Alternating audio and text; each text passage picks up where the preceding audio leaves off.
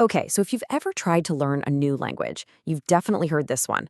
Practice makes perfect, right? But what if I told you that the kind of practice we've all been forced to do for decades is, well, a complete waste of your time? Seriously, what if those endless drills aren't just not helping you get fluent, but they're actually holding you back? Yeah, let's get into it. I want you to do something for me. Just for a second, picture your high school language class. Can you hear it? That monotonous call and response rhythm of a grammar drill. It's like this universal, slightly painful memory for millions of us, isn't it? Yup, you know exactly what I'm talking about.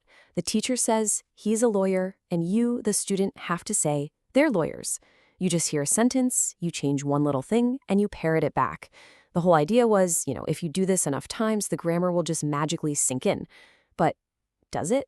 Like, for real? So, today we're going to put that whole practice makes perfect myth right under the microscope. We're going to dive into the actual science of how our brains learn a language. And you're going to see why these mindless mechanical drills might just be one of the least effective things you could possibly do. This entire approach comes from a pretty old school psychological theory from back in the 1940s called behaviorism. And it basically looked at language learning like training a dog. You just form a set of habits through endless repetition. But oh man, modern research tells a completely different story. Okay, so to really get why these drills just don't work, we need to understand a super important distinction. See, learning a language isn't just one thing, it's really two separate things. First, you've got to build the actual language engine in your brain, and then you have to learn how to drive it. So on one hand, you've got your linguistic system, and on the other, you've got your productive skill. And here's the key. They are not the same thing. And most importantly, they are not built the same way. Let's stick with that car analogy. Your linguistic system, that's the engine. It's this incredibly complex, totally subconscious network of grammar, vocabulary, all the rules and sounds, the whole shebang. It's all built deep inside your brain. You're not even aware of it most of the time, but it's what makes everything else possible. Now, your productive skill, that's different. That's your ability to use the engine, to actually speak, to write, to be fluent and accurate. That's the part where you're actually driving the car. So the million-dollar question is, how do you build that engine?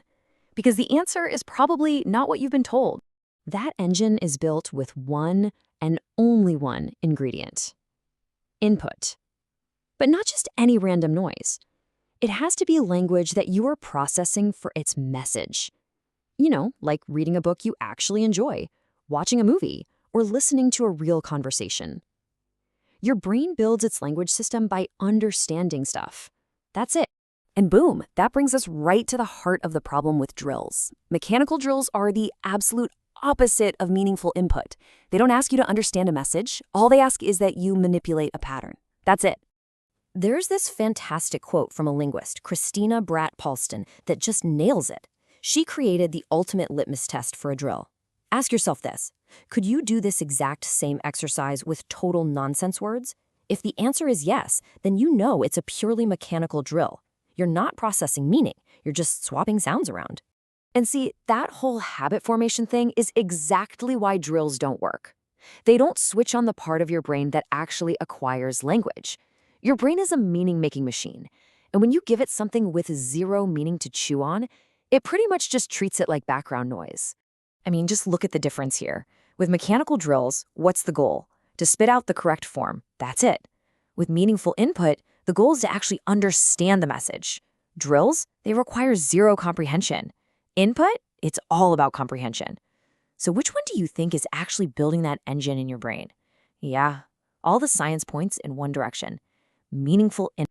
All right, but this isn't just some nice theory. Researchers have actually put this to the test in real classrooms. So let's check out what happens when you have a scientific showdown: traditional, drill-heavy teaching versus an approach that is all about understanding input.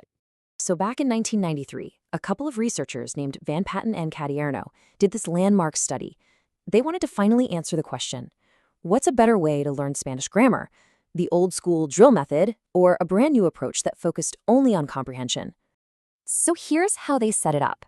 They took students and split them into 3 groups. Group 1 got the traditional treatment, right? Grammar explanation, then drill, drill, drill. Group 2 also got the grammar explanation, but instead of drills, they did activities that made them understand the grammar in context. And get this, they never had to actually say or write a single sentence. No production at all. And then Group 3 was the control group. They didn't get any instruction on this topic. Okay, so after the instruction, they first tested everyone's ability to simply understand the grammar, to interpret it. And the results were absolutely wild. The input-based group, remember, the ones who did 0 drills, they showed huge improvement. And what about the traditional group, the ones who did all the drilling? They showed 0% improvement. I'm not kidding. Let that sink in. Their ability to understand the grammar was no better than the control group that got no instruction at all.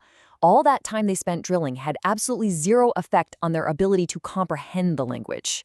But wait, because here's the real kicker, the most surprising part of the whole study.